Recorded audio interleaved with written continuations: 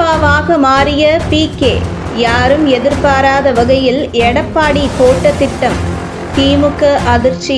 2026 சட்டமன்ற தேர்தலுக்கு கால அவகாசம் இருந்தாலும் அனைத்து கட்சிகளும் 2026 நோக்கி வியூகங்களை வகுத்து வருகின்றன. ஆளும் திமுகவோ உதயநிதி ஸ்டாலின் அடங்கிய நாவர் ஒருங்கிணைப்பு குழுவை ஏற்படுத்தி 2026 தேர்தலுக்கான வேலைகளை முடுக்கிவிட்டுள்ளது. ஏற்கனவே நடந்து முடிந்த பாராளுமன்ற தேர்தலில் திமுக கூட்டணி 234 தொகுதிகளில் 221 தொகுதிகளில் அதிக வாக்குகள் பெற்றுள்ளதை கணக்கில் கொண்டு திமுக தலைமை வருகிற 2026 தேர்தலில் 200 தொகுதிகளை வென்று சரித்திர சாதனை படைக்க வேண்டும் என டார்கெட் செய்து அரசியல் விளையாட்டை தொடங்கியுள்ளது. மறுபுறம் பாராளுமன்ற தேர்தலில் தமிழகத்தில் திமுக 40 இடங்களில் வென்றாலும் 18% அதிகமான ஓட்டுகளை பெற்ற தேசிய ஜனநாயக கூட்டணியும் சட்டமன்ற தேர்தலுக்கு தீவிரமாக தயாராகி வருகிறது.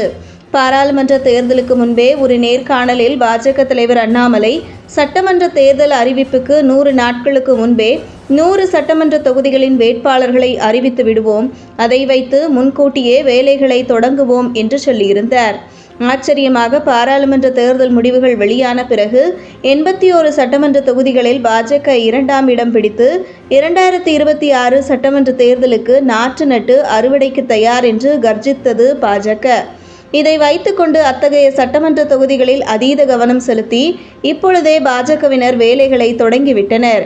இப்படி திமுக ஒருபுறம் அதிரடியாக வேலை செய்து வர, மற்றொரு புறம் தன்னுடைய இருப்பை பாஜகவிடம் கொடுத்துவிட்டு நிற்கதியாக நிற்கும் எடப்பாடி பழனிசாமி தலைமையிலான அதிமுகவோ என்ன செய்வது என்று திகைத்து வருகிறது. நடந்து முடிந்த நாடாளுமன்ற தேர்தலில் 7 தொகுதிகளில் டெபாசிட் இழப்பு, 9 தொகுதிகளில் 3வது இடம், கன்னியாகுமரி தொகுதியில் 4வது இடம் என அதிமுக இதுவரை பார்த்திராத ஒரு தோல்வியை சந்தித்தது. இது குறித்து ஆலோசிக்க தொகுதி வாரியாக ஆலோசனை கூட்டமும் எடப்பாடி பழனிசாமி தலைமையில் இந்த மாதம் 10ஆம் தேதி தொடங்கி நடைபெற்று வருகிறது. மற்றொரு புறம் சுற்றுப்பயணம் என சசிகலாவும் தொடங்கியிருக்கிறார். OPSம் தனது பாணியில் ஒருங்கிணைக்க வேண்டும் என்று மென்மையாக பேசி வருகிறார். இந்த சூழ்நிலையில் MGR மாளிகையில் நடைபெற்று வரும் ஆலோசனை கூட்டங்களில் எடப்பாடியிடம் சில நிர்வாகிகள் அதிமுகவை ஒருங்கிணைத்தால்தான் திமுகவை வெல்ல முடியும் என்பது போல கருத்துக்களை கூறினர். அதற்கு எடப்பாடி கடுமையாக ஒருங்கிணைய வாய்ப்பே இல்லை, அதேபோல் பாஜகவுடனும் கூட்டணி இல்லை என கட் அண்ட் ரைட்டாக சொல்லிவிட்டதாக தகவல் பரவி வருகிறது. சசிகலா, OPS, தினகரன் இல்லாத அதிமுக தென் தமிழகத்தில் தனது வாக்கு வங்கியை இழந்து வருகிறது. அது கடந்த பாராளுமன்ற தேர்தல் முடிவுகளிலும் பிரதிபலித்தது. ஆனால் நடந்து கொண்டிருக்கும் அதிமுக ஆலோசனை கூட்டங்களில் 2026 தேர்தலில் அதிமுக வலுவான கூட்டணியை அமைக்கும் என்பது போன்ற நம்பிக்கைகளையும் தொண்டர்களுக்கும் நிர்வாகிகளுக்கும் EPS வழங்கி வருகிறார். அதற்கு காரணம் திமுக கூட்டணி உடையும், அதிலிருந்து காங்கிரஸ், VCK, கம்யூனிஸ்ட் கட்சிகள் அதிகமாக வருவார்கள் என்ற எதிர்பார்ப்பு. மற்றொன்று, முதல்வர் வேட்பாளரை அறிவிக்காமல் சீமானின் நாம் தமிழர் கட்சி, விஜயின் தமிழக வெற்றிக் கழகம் உள்ளிட்ட கட்சிகளுடன் கூட்டணி வைக்கலாம் என்பது போன்ற கணக்குகளுடன் எடப்பாடி திட்டம் தீட்டி வருகிறார்.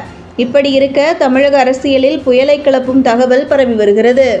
2021ஆம் ஆண்டு சட்டமன்ற தேர்தலில் திமுக வெற்றிக்கு உறுதுணையாக இருந்தது தேர்தல் வியூக வகுப்பாளர் பிரசாந்த் கிஷோரின் IPAC நிறுவனம். அது 2021 சட்டமன்ற தேர்தலுக்கு முன்னதாகவே 2 வருடங்களாக வேலை செய்து திமுக கட்சியின் பலம், பலவீனம், கட்சி நிலவரம் என்ன என்பதை கரைத்து குடித்து தேர்தல் வியூகத்தை திமுகவிற்கு வகுத்து கொடுத்தது. அதேபோல் 2019 ஆந்திரா சட்டமன்ற தேர்தலில் YSR காங்கிரசுக்காக பிரசாந்த் கிஷோரின் IPAC நிறுவனம் வேலை பார்த்து கொடுத்தது. அந்த தேர்தலில் YSR காங்கிரஸ் வென்றது. அதன் பிறகு சமீபமாக பீகாரில் நேரடி அரசியலில் இறங்கியிருக்கும் PK நேரடியாக தேர்தல் வியூகம் வகுப்பதில்லை. ஆனால் இந்த ஆண்டு நடந்து முடிந்த ஆந்திர சட்டமன்ற தேர்தலில் இமாலய வெற்றி பெற்ற சந்திரபாபு நாயுடுவுக்கு பிரசாந்த் கிஷோர் மறைமுக ஆலோசனைகளை வழங்கியிருக்கிறார் என்ற தகவல் கவனிக்கத்தக்கது. ஆந்திர சட்டமன்ற தேர்தலுக்கு எடப்பாடி மறைமுக வியூக வேலைகளை தெலுங்கு தேச கட்சிக்கு PK செய்தாரோ, அதேபோல் அதிமுகவிற்கு அவரை வேலை செய்ய வைக்க அதிமுக திட்டம் தீட்டி வருவதாக சொல்லப்படுகிறது. இந்த செய்தி திமுகவிற்கு பெரிய இடியாக அமைந்துள்ளது.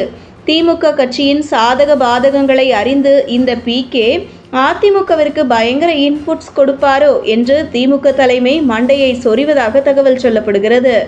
அதிமுக இடத்தை பாஜக எப்போதே பிடித்துவிட்டது. கடந்த 3 ஆண்டுகளாக சிறந்த எதிர்க்கட்சியாக பாஜகவே செயல்பட்டதாக கருத்து கணிப்புகள் சொல்கின்றன. அதற்கு கடந்த பாராளுமன்ற தேர்தல் முடிவுகளும் சாட்சி.